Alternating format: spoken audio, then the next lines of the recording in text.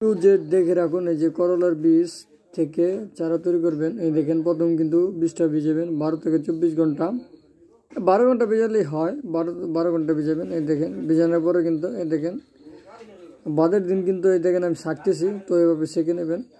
সেঁকে নেওয়ার পরে আমি একদম রোয়া পর্যন্ত দেখিয়ে দিব কীভাবে রোপণ করতে হয়, তাই সহ দেখিয়ে দিব।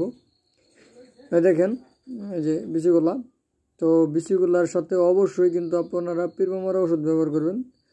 পিরমামার ওষুধ ব্যবহার না করলে কিন্তু দেখা গেছে অনেক সময় অনেক রকম পোকায় বিচিগুলো নষ্ট করে দেয় বা বিচিগুলা কেটে খেয়ে ফেলে। তো এই দেখেন আমি কিন্তু পিঁপড়া মারা ওষুধ কিন্তু একদম মিশিয়ে নিলাম, তারপরে দেখেন ছেনে নিলাম হাতে।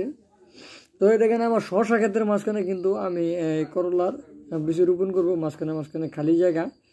তো এই দেখেন যে আমি কিন্তু এই যে একেবারে হালকা করে একটা জার করে নিলাম।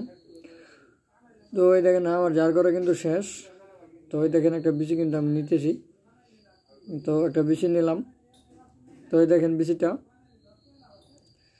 এই যে বিচিটা দেখেন আমি গাড়বো। তো এই দেখেন এভাবেই রোপণ করবেন। ভিডিওটা ভালো লাগলে অবশ্যই লাইক কমেন্ট শেয়ার করে দিবেন।